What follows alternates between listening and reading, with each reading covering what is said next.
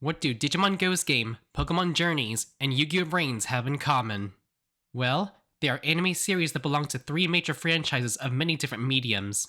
But also, they are the most controversial and divisive anime entries with so many problems that they cause cesspools of polarizing discussions from both sides of the argument in their respective fandoms, that being that people either love them or hate them for all they're worth.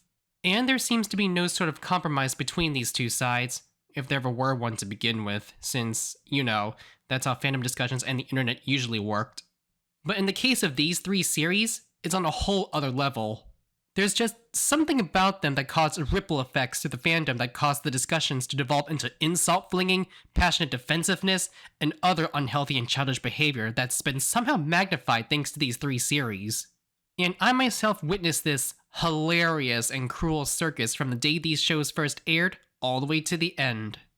It takes a unique sort of controversial series that sparked and ignited the fires of the fandoms to such a degree the way they did. From how the story is handled, the way the characters are written, and how everything ended. Alas, this sort of discussion is still continuing to this day, and only a few ever talked about these three series nowadays. Which is why, I guess, it's up to me to shine light upon the atrocities these series caused in their respective fandoms, but consider this a preview of what is to come, as I'm planning to make a video explaining as much of the problems of these series as possible, if I have time to do so. And probably get some sort of fresh new discussion going with this short video. Because seriously, the only reliable source of information and overall discourse relating to these three series is primarily Reddit of all places, which is really sad since Reddit is just Twitter in a different form.